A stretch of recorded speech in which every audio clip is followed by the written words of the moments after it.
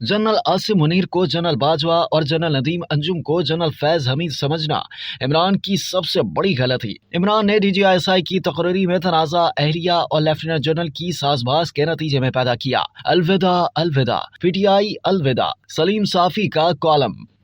रोजनामा जंग के कॉलम निगार और सीनियर सहाफ़ी सलीम साफी अपने कॉलम अलविदा अलविदा PTI अलविदा में लिखते हैं कि सियासत में इमरान खान की मिसाल उस लाडले बच्चे की सी थी जिसे बाप ने हर सहूलत फराहम करके न सिर्फ सर चढ़ा रखा हो बल्कि उससे दूसरों पर रोब जमाने और बेइज्जत करने की भी मुकम्मल आजादी दे रखी हो। 2010 से इसका आगाज हुआ था और 2022 के अवाखिर तक जारी रहा, लेकिन जनरल कमर जावेद बाजवा के आर्मी चीफ बनने के बाद ये अमल उरूज को पहुंचा। वजीर आजम की कुर्सी पर बैठने के बाद इमरान खान के अंदर का बेरहम और सफाक इंसान बाहर निकल आया। जनरल बाजवा और जनरल फैज हमीद उनका हर लाड उठाते रहे। अदलिया, मीडिया और नैब को उनके कदमों में ला बिठाया गया।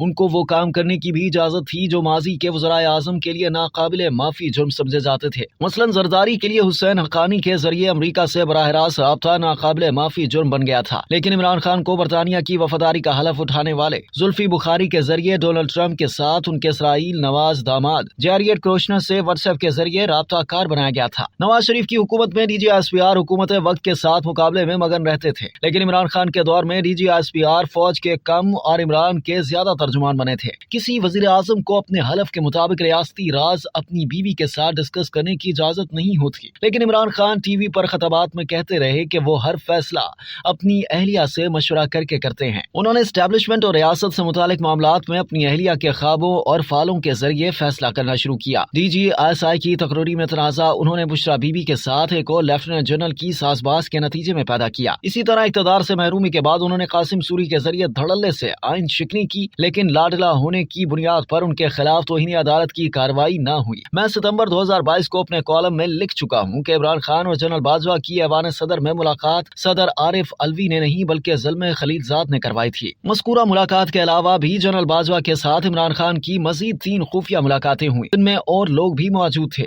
अब एक तरफ वो जनरल बाजवा से मुलाकातें करके इक़्तिदार की भीख मांग रहे हैं और दूसरी तरफ मीडिया में उन्हें मीर जाफर और मीर सादिक कहकर ब्लैकमेल करते रहे। आर्मी क़यादत में तब्दीली के बाद भी इमरान खान ने वही लाडले वाला रवैया बरकरार रखा। एक तरफ वो जनरल आसिम मुनीर और DGISI से राब्ते करके मिन्नत तरले करते रहे और दूसरी तरफ मीडिया या जलसों में उन पर तरह तरह के इल्जामात लगाकर ब्लैकमेल करने की कोशिश करते रहे।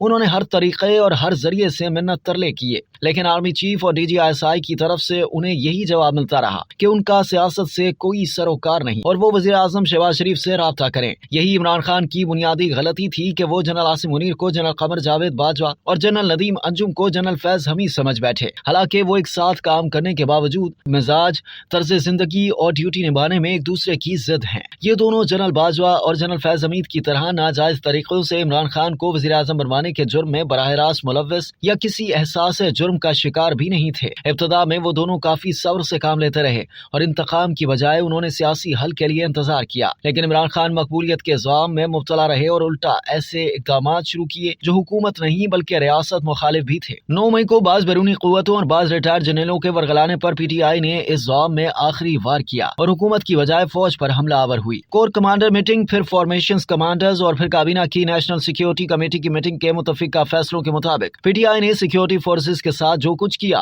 वो 70 साल में असली दुश्मन मुल्क भी नहीं कर सका था। सिक्योरिटी फोर्सेज को यकीन है कि न सिर्फ ये PTI का मुनज़्ज़म मंसूबा था बल्कि इसके पीछे बैरूनी पाकिस्तान दुश्मन अनासर का हाथ भी था।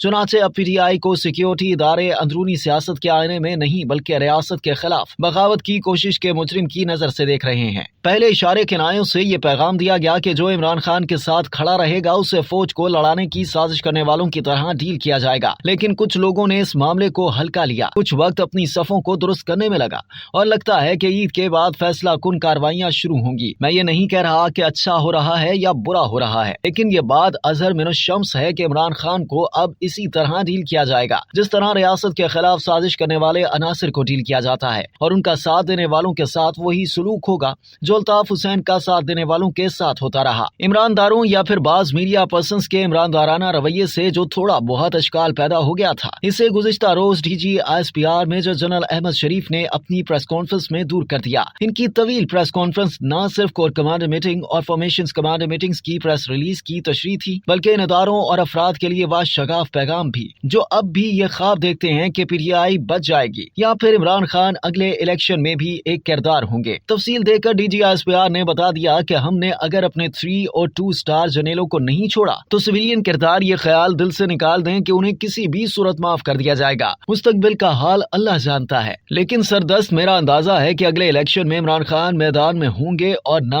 उनकी पार्टी। जो उनके साथ होगा वो बैरून मुल्क फरार होगा या फिर जेल के अंदर। पीटीआई के वाबस्तगान और ईमानदारों के लिए मेरा पैगाम है कि जनरल कमर जावेद बाजवा और जनरल आसिम मुनीर या फिर जनरल फैज हमीद और जनरल नदीम अंजुम की शख्सियात और तरजीहात में फर्क जान कर जियो। जो ये फर्क ना कर सका वो मारा जाएगा। अब तक के लिए इतना ही। मजीद जानने के लिए सब्सक्राइब कीजिए डेली जंग यूट्यूब चैनल और लाइक कीजिए डेली जंग फेसबुक पेज।